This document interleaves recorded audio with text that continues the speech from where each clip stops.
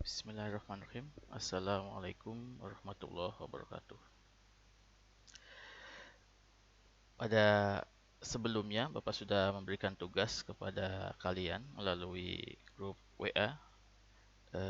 Mudah-mudahan kalian semua sudah mencatat dan sudah mengerjakannya. Dan untuk pertemuan kali ini, Bapak jelaskan tentang metode pengertian sosial. Ini Bapak sengaja bikin buat video pembelajaran buat kalian. Mudah-mudahan bisa dipahami.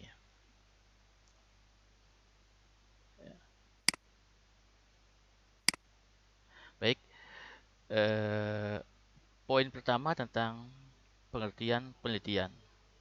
Apakah sudah tahu sebelumnya tentang apa itu penelitian? Pernah tidak kalian memikirkan bagaimana meja bisa dibuat? Kenapa ada meja?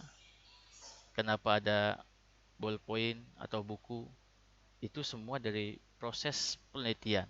Tidak mungkin seseorang bikin buku tanpa ada tujuan. Nah, tidak mungkin pula pulpen itu bisa ditemukan tanpa adanya penelitian. Nah, itu semua proses penelitian.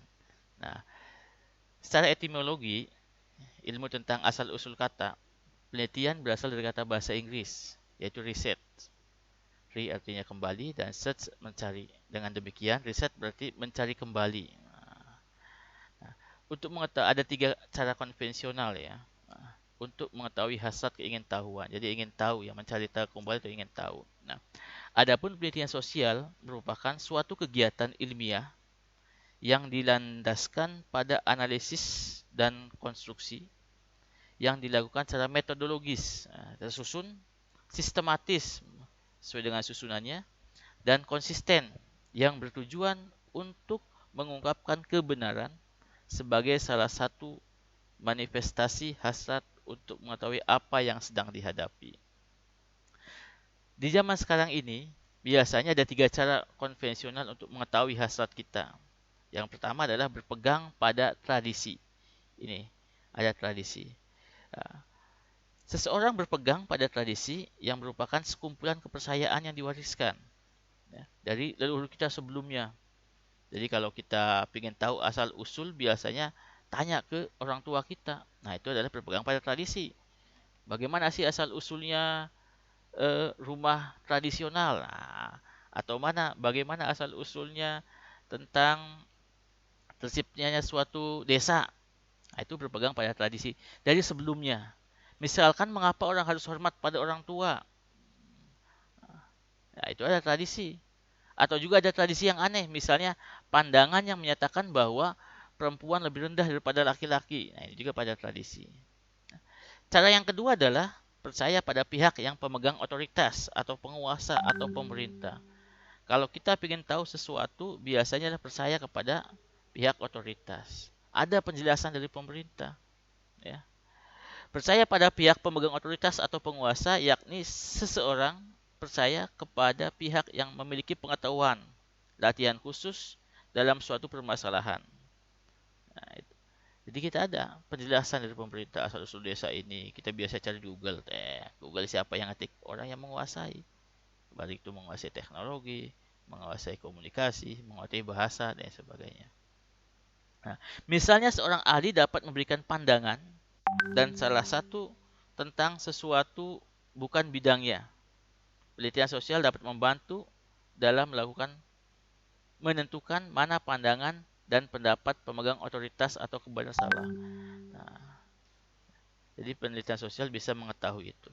Yang ketiga, berpegang pada pengalaman pribadi. Ada pengalaman pribadi yang diketahui oleh kita.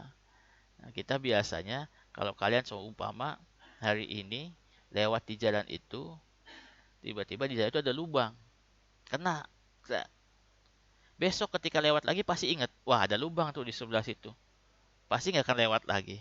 Itu pengalaman pribadi. Ya. Salah sebagai contohnya. Cara ini seringkali kita dapat dijadikan pegangan yang pasti karena beberapa hal. Seseorang sering membuat observasi tidak akurat tentang suatu hal yang terjadi. Semua penelitian yang dilakukan oleh teman-teman kita atau pendahulu kita sebelumnya itu akan berbeda dengan apa yang terjadi saat ini. Nah, itu. Nah, itu ya. Jadi bisa saja penelitian ini dilakukan kembali oleh kita dengan hasil yang berbeda. Nah, ini adalah eh, tiga ya, tiga cara konvensional untuk mengetahui hasrat keingintahuan. Seperti itu. Selanjutnya yang kedua adalah jenis-jenis penelitian. Ya, jenis-jenis penelitian. Penelitian yang pertama berdasarkan tujuan dari penelitian yang dilakukan. Ada tujuannya. Jenis-jenis penelitian yang pertama berdasarkan tujuan. A. Penelitian dasar. Penelitian dasar dilakukan dengan mengumpulkan informasi untuk menyusun konsep dan hubungan, ya, serta menjalin teori dan prinsip-prinsip umum mengenai topik tertentu. Ada topik tertentu yang ingin diketahui. Itu penelitian dasar. Nah, itu ya. Yang kedua adalah penelitian terapan. Penelitian terapan merupakan penelitian yang ditunjukkan untuk membantu usaha memecahkan persoalan dalam kehidupan sehari-hari. Ada persoalan kehidupan diterapkan oleh kita. Apa, bagaimana permasalahannya? Itu ada penelitian, itu penelitian terapan. Ya. Dan yang ketiga adalah penelitian evaluasi. Penelitian evaluasi merupakan penelitian yang dilakukan untuk mengukur atau menilai pelaksanaan program hasil kerja atau mengukur menilai suatu kegiatan dilihat dari kriteria yang sudah ditetapkan. Penelitian ini juga dilakukan untuk membandingkan hasil kerja yang telah dicapai dengan tujuan atau sasaran yang telah ditetapkan terlebih dahulu. Nah, ini berdasarkan tujuannya ada tiga. Yang pertama penelitian dasar, ya, untuk mengumpulkan informasi, menyusun konsep dan hubung-hubungan. Yang kedua adalah penelitian terapan. Penelitian ini merupakan tujuannya untuk membantu usaha memecahkan persoalan kehidupan kita sehari-hari. Dan yang ketiga adalah penelitian evaluasi, untuk mengevaluasi penelitian-penelitian sebelumnya atau hasil kerja. Jenis yang kedua adalah berdasarkan metode atau cara-caranya. Yang pertama adalah penelitian historis. Apa itu historis? Biasanya kalau kita mendengar kata historis, biasanya pasti sejarah atau sebelumnya lah. Penelitian historis merupakan penelitian yang mengkaji peristiwa-peristiwa sejarah melalui berbagai sumber. Ada peristiwa sejarah, kita tidak tahu sejarahnya Prabu Siliwangi, tahu sejarahnya Majapahit, tahu sejarahnya Brawijaya. Itu sebuah kerajaan-kerajaan zaman dahulu. Nah, itu ada penelitian. Mengapa bisa ketahui? Yang dekat di kita ada situs Batu Kujang. Tentu itu ditemukan berdasarkan penelitian. Penelitian sebelumnya Batu Kujang itu bagaimana, bisa ada asal usulnya. Itu adalah penelitian historis ya. Penelitian ini bisa langsung ataupun tidak langsung. Bisa berdasarkan datang ke tempat suatu tempat apa namanya tempat sejarahnya atau situsnya, atau juga berdasarkan dokumen-dokumen yang bisa diteliti. Nah, cara yang kedua atau metode yang kedua adalah penelitian survei. Merupakan penelitian yang bertujuan untuk memperoleh informasi yang sama atau sejenisnya dari berbagai orang atau kelompok orang, terutama dengan menggunakan angket atau wawancara. Ada survei, datang ke rumah-rumah atau datang ke responden, membagikan daftar angket atau daftar pertanyaan. Nah, ketika diceklis sama kita, nah hasilnya dikumpulkan itu teliti. Tentunya penelitian survei ini adalah harus tahu dulu bagaimana menentukan sampelnya. Nah, ada populasi, ada sampel, nanti bisa dibagi kedua. Pertama populasi, kedua sampel. Yang diteliti seumpama ada di sekolah. Sekolah jumlah siswanya ada 100 seumpama. Nah, 100 itu adalah populasi. Apakah boleh 100 semuanya disurvei? Boleh. Tapi ada juga metode yang menggunakan namanya sampel. Kalau dari 100 cukup 20 orang saja yang disurvei. Nah, itu ya. Itu metode survei. Jadi menggunakan angket atau daftar pertanyaan. Cara yang ketiga adalah penelitian eksperimen. Nah, apa itu eksperimen? Biasanya sudah banyak mendengar nih kata eksperimen. Coba-coba, percobaan ya. Baik. Penelitian eksperimen merupakan penelitian yang merekayasa atau mengendalikan situasi alamiah yang menjadi situasi buatan sesuai dengan tujuan penelitian. Ya, misalnya perbandingan antara kelompok anak diberi mainan dengan menggunakan unsur kekerasan seperti pistol atau pisau dan kelompok anak-anak yang diberi mainan mengandung unsur pendidikan seperti balok-balok dan huruf. Tentu akan beda hasilnya. Kita mau mengeksperimen, mau mencoba. Ada satu sisi anak dikasih mainannya pistol, mainan kekerasan. Yang kedua adalah mainannya balok-balok, mainan dengan unsur pendidikan. Tentu ketika sudah 5 tahun yang akan datang akan beda tumbuhnya.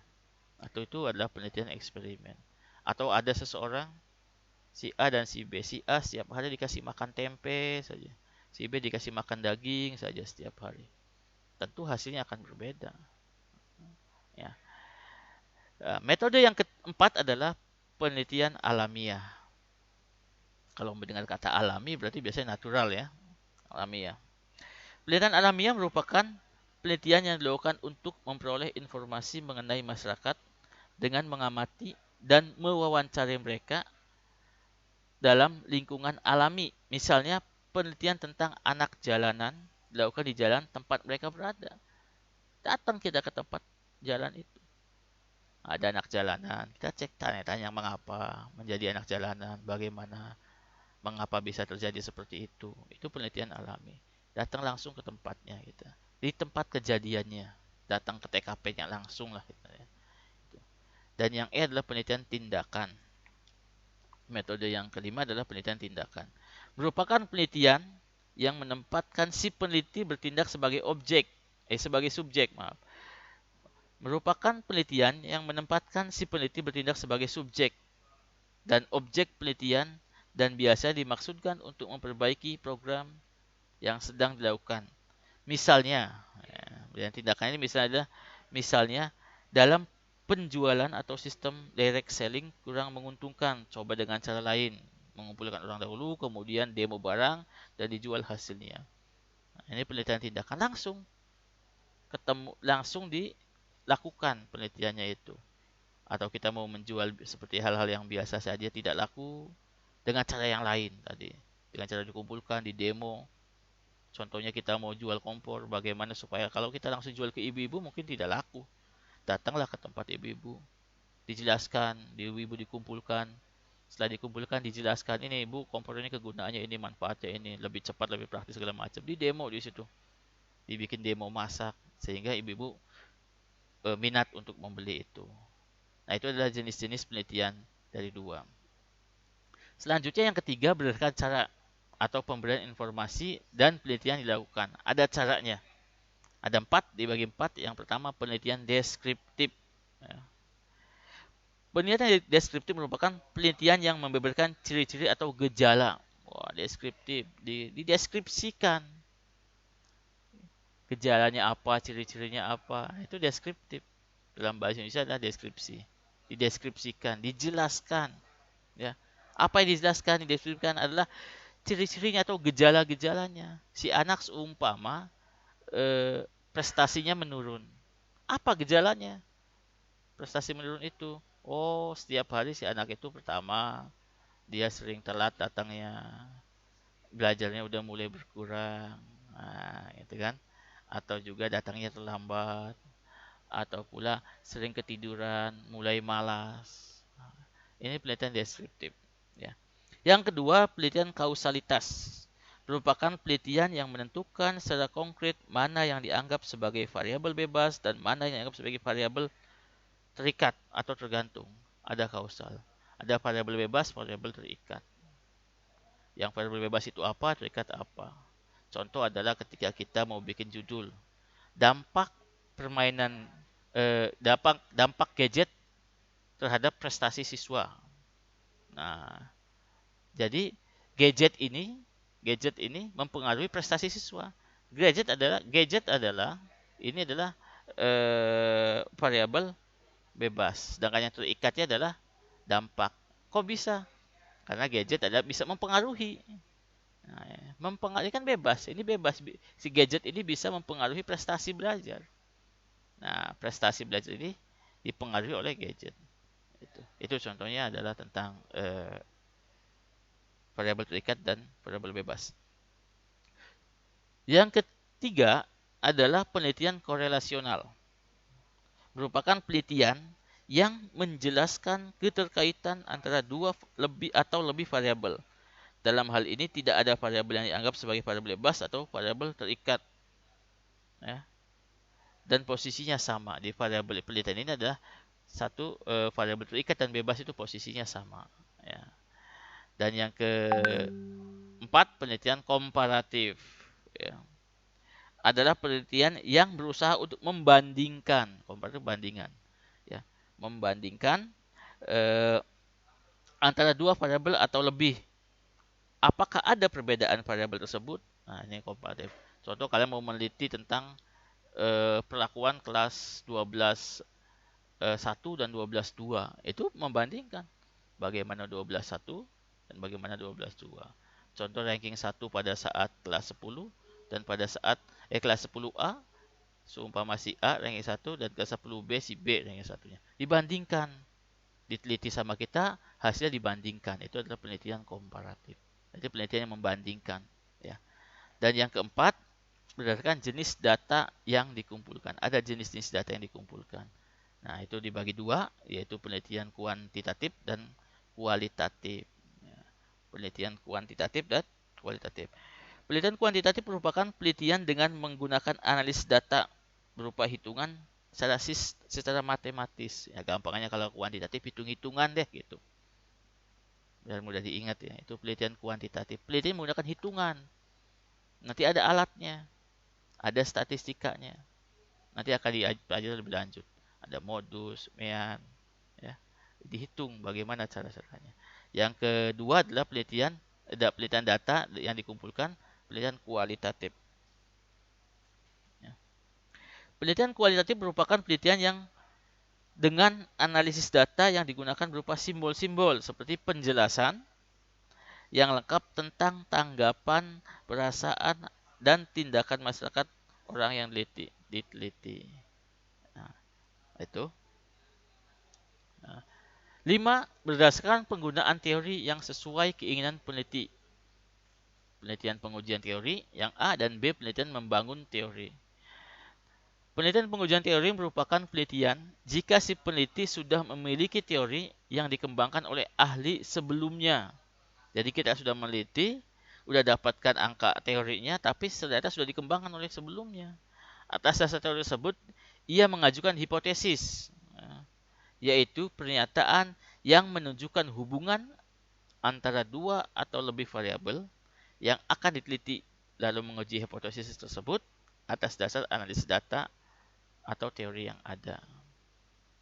Ini menguji teori. Ini sekedar ngasih pemberitahuan saja. Nanti ada hal-hal yang kaitannya dengan yang kalian fokus untuk pembelajaran. Tapi di sini disampaikan adalah